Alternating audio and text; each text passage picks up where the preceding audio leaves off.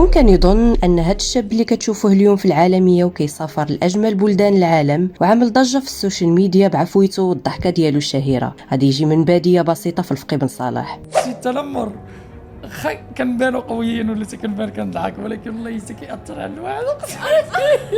تخيلوا معايا اتاي وريهم هذا ديال الذهب، شوفوا شحال داير، مليون قسما بالله اتاي مليون. اتاي قال لك فيه الذهب ياك، فيه الذهب ديال العطار.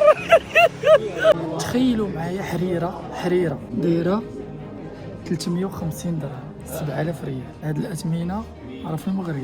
قول لي شحال تتقام هذا ايطرولار؟ ما قدرتش يقولها.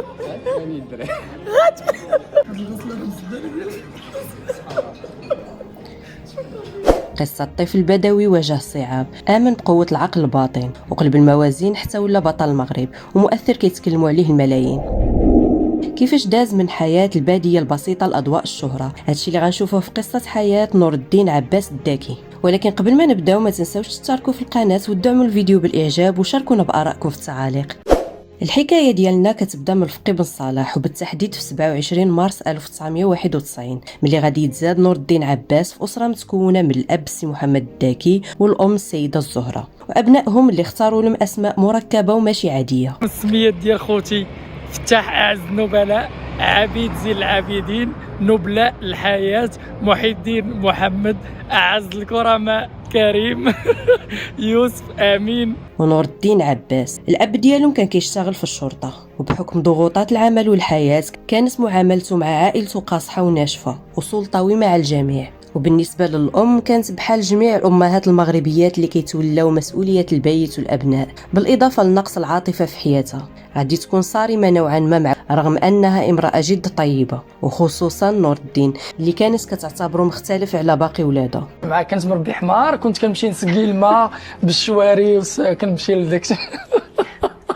دابا الوالده ديالتي فاش كنت صغير كانت مع العلم كنت ديما مع الحيوانات وداكشي، الوعي ديالها هي كنت واحد الانسان ماشي نقي وماشي هادي.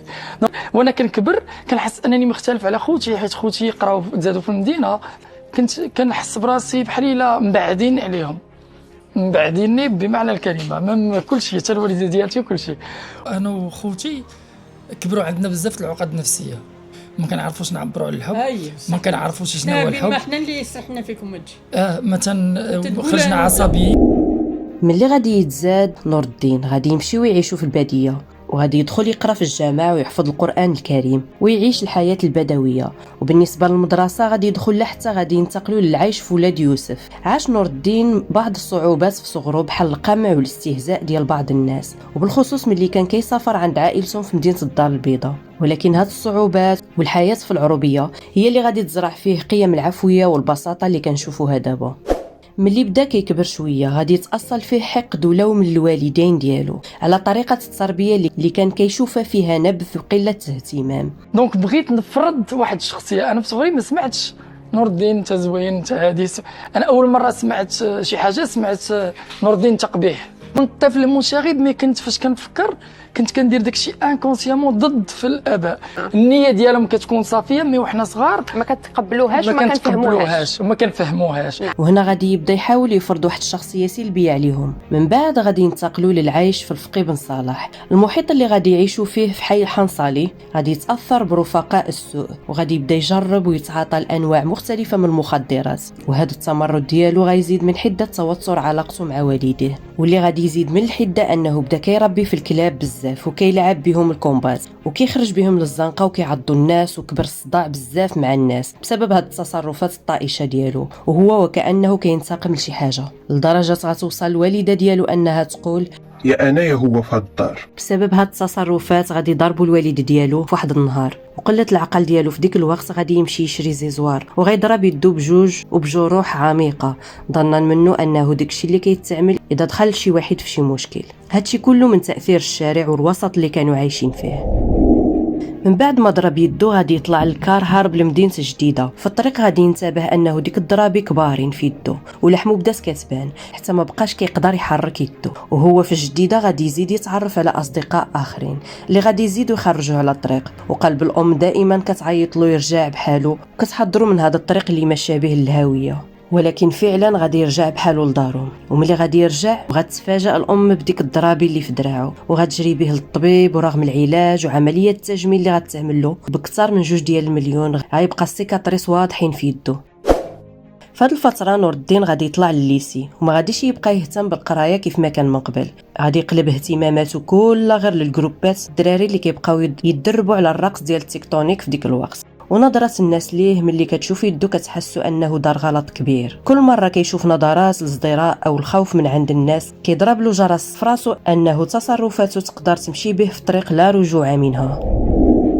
ملي غادي يشوفوا الوالد ديالو ما باغيش يطلق راسو مع القرايه، غادي يحاول نوعا ما ينقدو وغادي يسجلوا في الداخلي ديال المؤسسه الثانويه التاهيليه الخوارزمي في سوق السبت، وبلا ما يقولوها له جمعوا له حوايجو غيديه حتى غيتفاجئ انه غيبقى تما. والغرض الرئيسي ديال باه انه يبقى تحت المراقبه ديال المؤسسه ويمشي على واحد النظام محدد وما يبقاش يخرج بدون قانون. وهذه الخطوه كانت مهمه في المسار الدراسي ديالو. غادي يبدا نور الدين يتبدل شويه بشويه وبسبب نظرات المجتمع لدوك الضرابي اللي عنده، ولمده عامين غادي يغطي يده. غادي يفكر يمشي يوشم دراعو اليسرى كامله. هاد الخطوه رغم انه كان واعي بانها حرام دينا الا انه لاحظ ان النظره ديال الناس ليه تبدلات وما بقاش الخوف ديالو منه، وغتحول نظره اللوم لنظره التساؤل. علاش واش وفي نفس هذه الفترات اللي هضرنا عليها كان عند نور الدين هوايه مهمه وهي ممارسه الرياضه ورفع بعض الاثقال والتدرب على بعض الحركات الرياضيه. وغتكون الرياضه في هذه الفتره بعد البكالوريا هي قارب النجاة اللي غادي يغير مجرى حياته تماما الى الافضل. وغتكون اول خطوه غادي يعملها هي الانتقال لمدينه المحمديه اللي غادي يدخل فيها النادي رياضي خاص بكمال الاجسام، وغادي يغير من طريقه تفكيره ايجابيا باش يقدر يثبت لراسو ولعائلته انه جدير بالتقدير والاحترام ديالهم. وغادي يتخلص من مشكل لوم الاسره اللي كان سبب في هذا الشيء. وبالموازاه مع الرياضه غادي يحاول يحل مشكل اللغه الفرنسيه اللي كان ضعيف فيها وغادي يقرا ويتعلم اللغه. وفي نفس هذه الفتره غادي يخدم في سونتر دابيل ومدرب رياضي كذلك، وغادي يبدا يجمع الفلوس.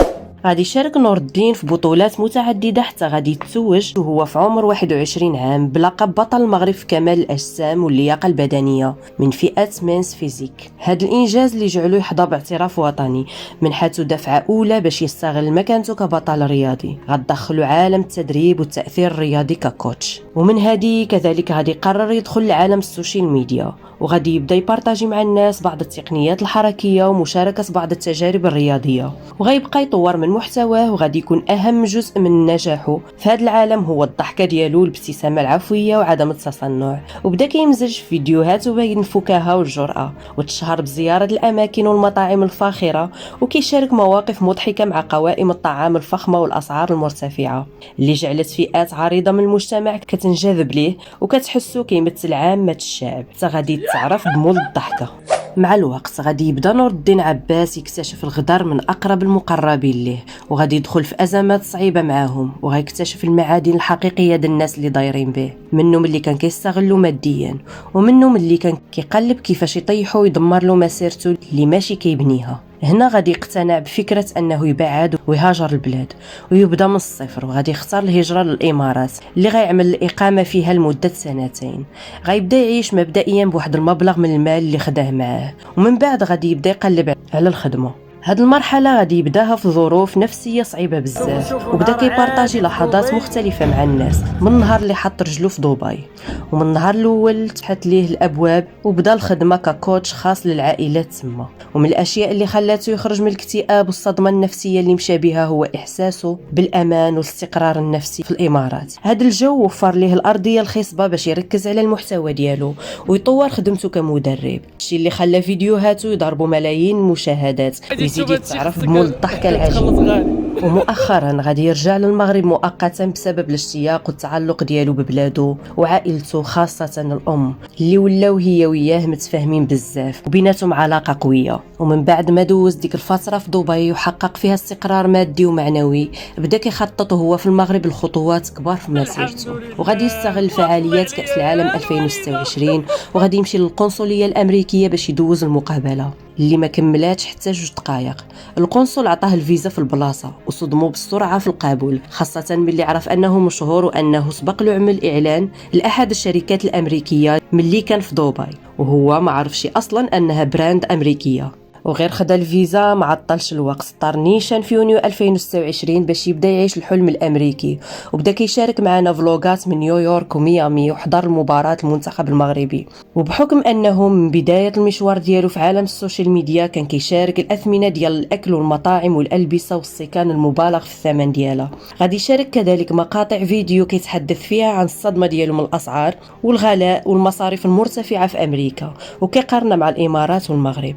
وشارك مع المتابعين تفاصيل المصاريف اليومية من اكل وشرب واسعار الشقق باش يوضح الفجوة الكبيرة ما بين القدرة الشرائية في المغرب مع امريكا. وهنا غادي يبدا واحد الهجوم عليه في التعاليق، منين كيجيب هاد المصاريف كامله؟ وكاين اللي كيقول علاش مشيتي للميريكان تبكي وتشكي؟ المؤثرين في المغرب كاملوا اللي جانا تيبكيو علينا، الميريكان غاليه، الفلوس غاليه. اخويا حنايا عايشين في ميريكان، اخويا قد على ميريكان جي اخويا تخسر فلوسك ما قادش عليها لا تجي. وفي الاخير كيبقى نور الدين عباس الداكي، مثال ولد الشعب اللي تقاتل من الباديه وكمال الاجسام حتى وصل للميريكان. ولكن السؤال اللي مقسم الجمهور دابا، واش كتشوفوا ان الهجوم عليه كان قاصح وظالم وهو غير كينقل الواقع للمغاربه، ولا كيجيكم باللي فعلا زاد فيه شويه والشكوى من الاسعار كانت غير على قبل البوز والمشاهدات؟ شاركونا ارائكم في التعاليق، وما تنسوش الاعجاب والاشتراك في ايتي بالدارجه باش يوصلكم دائما الجديد. نتلاقاكم في فيديو جديد وشخصيه جديده ان شاء الله.